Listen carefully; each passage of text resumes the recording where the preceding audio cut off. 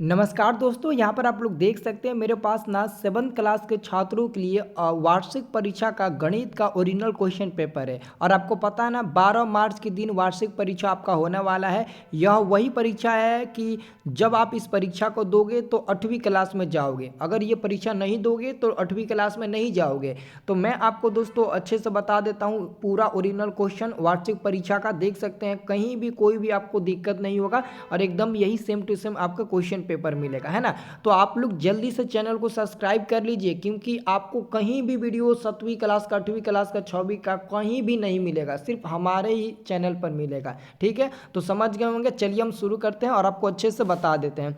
ये देखिए, सबसे पहले ऐसा क्वेश्चन मिलेगा और वहाँ पर आपको बता दिया जाएगा कि 2 घंटे का आपका पेपर रहेगा और 50 नंबर का ये एग्ज़ाम होगा। ठीक है, यहाँ पर छात्र अपना नाम लिख देना और उसके बाद से वर्ग क्रमांक यानी कि रोल नंबर आपका क्या है वो लिख दीजिएगा, विद्यालय का नाम लिख दीजिएगा, प्रखंड का नाम लिख दीजिएगा, उसके बाद संकुल का नाम वही विद्यालय का नाम लिख दीजिएगा और यहाँ पर जिला का नाम लिख दीजिएगा। और आप सब लोग हमारे कमेंट बॉक्स में बताओ कि आप किस जिले से हैं, आपका कौन सा जिला दबंग है, आप ज़रा कमेंट बॉक्स में बताइए। क्योंकि बहुत लोग कहते हैं ना कि अलग अलग जिला का अलग अलग पेपर आता है। बाबू, ये बिहार है और बिहार बोर्ड का ये वार्षिक परीक्षा हो रहा है, तो वार्षिक परीक्षा में सभी जिलों का सेम पेपर रहता है। अगर अलग अलग जिला का पेपर रहता तो यहाँ पर अलग अलग नाम लिखा रहता है। बहुत लोग कहेंगे पटना नाम लिखा है, बाबू इसका बोर्ड ऑफिस पटना है इसलिए पटना बोर्ड ऑफिस का नाम लिखा है। ठीक है ना, ये मत कन्फ्यूज हो जाना आप लोग। ठीक है, चलिए तो ज़रूर कमेंट करके बताइएगा आप लोग। ठीक है, तो यहाँ पर दोस्तों सब कुछ निर्देश आपको बता दिया गया कि 5 प्रश्न है, 5 प्रश्नों को उत्तर देना है और इधर उधर आपको ना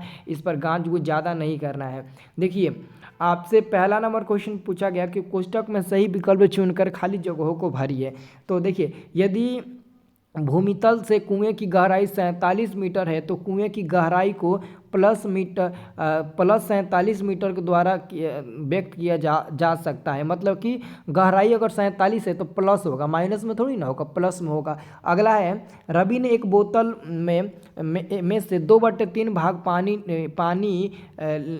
पी लिया, तो बोतल में बचा पानी कितना भाग बचेगा, तो 3/5 भाग बचेगा, है ना। तो ये 3/5 हम लोग भाग लिख देंगे। ठीक है, उसके बाद से दोस्तों हम अगला है, माध्यिका उस मान को दर्शाता है जो प्रेक्षण के मध्य में होता है। बिल्कुल ऑप्शन नहीं बल्कि यहाँ पर मध्य पर हम लोग टिक लगाएंगे, मध्य को यहाँ पर हम लोग पेंट करेंगे, यानी यहाँ पर हम लोग भरेंगे। और चौथा नंबर क्वेश्चन है कि कोणों का ऐसा जोड़ा जिनकी मापों का योग 180 डिग्री हो समपूरक कोण कहलाता है। एक त्रिभुज जिसकी 2 भुजाओं की माप समान हो समद्विबाहु त्रिभुज कहलाता है। तो आपका यहाँ पर 2 हो जाएगा। तो ये 10 नंबर का क्वेश्चन आपने सॉल्व कर लिया है, बस एक क्वेश्चन 10 नंबर का, और एक क्वेश्चन में 5 को क्वेश्चन और है इंक्लूड है, तो वो एक क्वेश्चन 2 नंबर का है। अब देखिएगा, तो यहाँ पर आपसे पूछा जाएगा सही निशान के सामने सही कथन के सामने सही का निशान लगाओ, गलत के सामने गलत का आप निशान लगाओ। ठीक है, तो ये भी क्वेश्चन आपका 10 नंबर का है। पहला क्वेश्चन है, 2 वर्ग सर्वांगसम होंगे यदि उनकी भुजाओं की माप की हो। हाँ बिल्कुल ये सही है, बिल्कुल सही है। समकोण त्रिभुज के कर्ण का वर्ग अन्य 2 भुजाओं के वर्ग के योगफल के बराबर होता है। बिल्कुल होता है सर। जब 2 आसन कोणों का योग 90 डिग्री हो तो रैखिक युग्म बनते हैं। नहीं, गलत है। जब घटना के घटित होने की कोई संजोग नहीं है तो उसकी प्रायिकता 1 होती है। नहीं, ये भी गलत है, 0 होती है। और देखिए, 2 उचित भिन्नों का गुणनफल गुणा किए गए प्रत्येक भिन्न से कम होता है। हाँ बिल्कुल कम होता है, ये सही है ना। तो हमारे पास दोस्तों इसमें 3 को सही मिला तो 2 को गलत मिला। ठीक है, जो सही था उसके सामने सही के निशान लगा दिया, जो गलत है उसके सामने हमने गलत का निशान लगा दिया।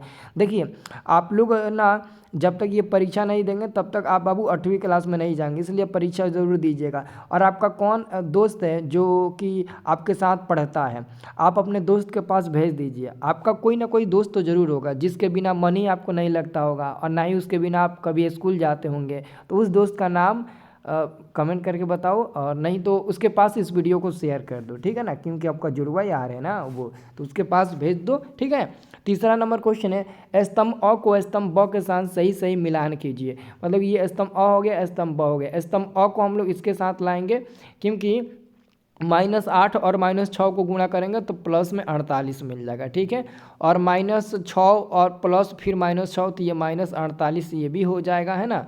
और 3 पूर्णांक 1/4 है ना, तो ये हमारा हो जाएगा ऑप्शन नंबर ए पर चला जाएगा। फिर 3.1/2, तो ये ऑप्शन नंबर हमारा 5th पर चला जाएगा, है ना।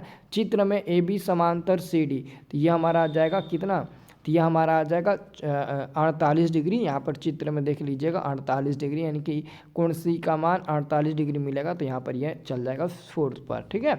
तो आपने 20 नंबर का क्वेश्चन सॉल्व 30 नंबर का कर लिया।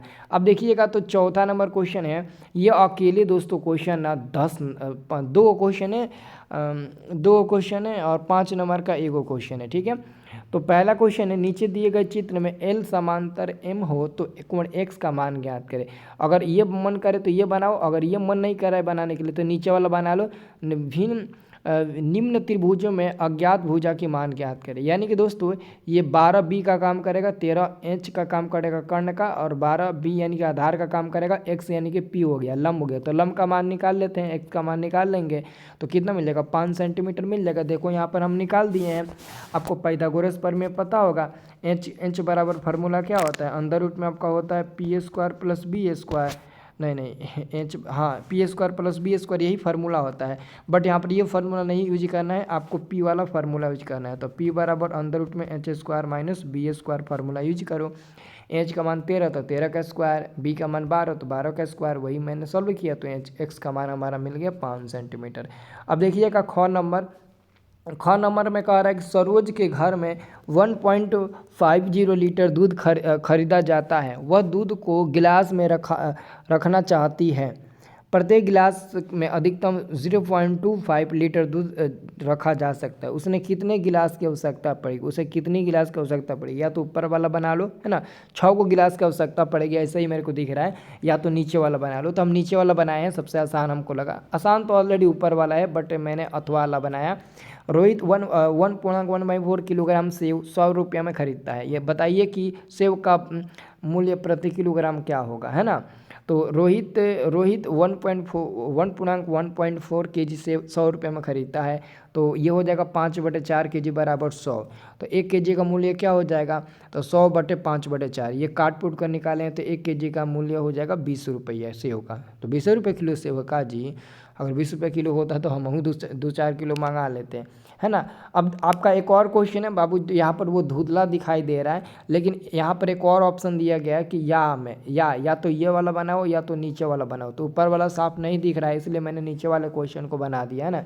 देखो नीचे वाला क्वेश्चन है, दिए गए चित्र में त्रिभुज ABCD और त्रिभुज ADE के सर्वाक्षम होने की जांच कीजिए तथा सर्वाक्षम होने का कोई शर्त है तो उसको लिखिए, है ना। तो यहाँ पर देखिए हमने लिख दिया त्रिभुज BCA तथा त्रिभुज DEA में BC बराबर DE, AC बराबर AE, AB बराबर AD तथा कोण C बराबर कोण E, अतः त्रिभुज ABC तथा ये सर्वाक्षम होंगे। बस ये आपका हो जाएगा, ठीक है। तो यही बस है, इतना ही आप कर दीजिएगा तो पूरा आपका कितना हो जाएगा, पूरे 50 नंबर का पेपर हो जाएगा। हमको लगता है कि 2 घंटा का पेपर आप ना आधे घंटे में भर कर चले जाइएगा, ठीक है। तो आप लोग ज़रूर अपने ज़िला का नाम कमेंट करके बताना आप लोग, ठीक है बाबू।